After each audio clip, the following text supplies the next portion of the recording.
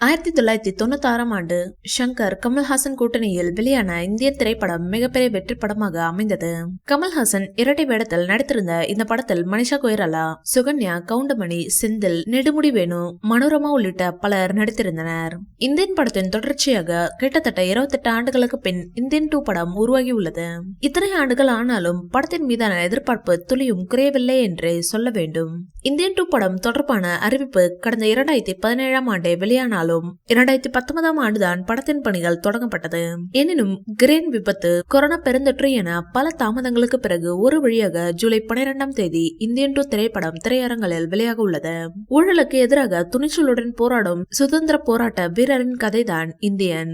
படத்தின் திரைக்கதை, வசனம், மேக்கிங், இசை என ஒவ்வொன்றுமே இந்த படத்திற்கு கூடுதல் பலமாக அமைந்திருக்கும்.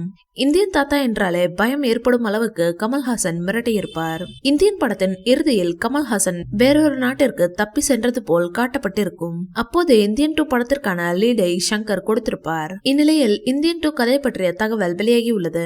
சமூக ஊடகங்களில் ஊழலுக்கு எதிராக போராடும் ஒரு இளைஞருக்கு ஆதரவாக போராட சேனாபதி இந்தியாவுக்கு திரும்புவதுதான் இந்தியன் 2 படத்தின் கதை என்று கூறப்படுகிறது. ஒரு கடினமான சூழ்நிலையிலிருந்து சித்தார்த்தை காப்பாற்ற சேனாபதி இந்தியா திரும்புகிறார் என்றும் சொல்லப்படுகிறது.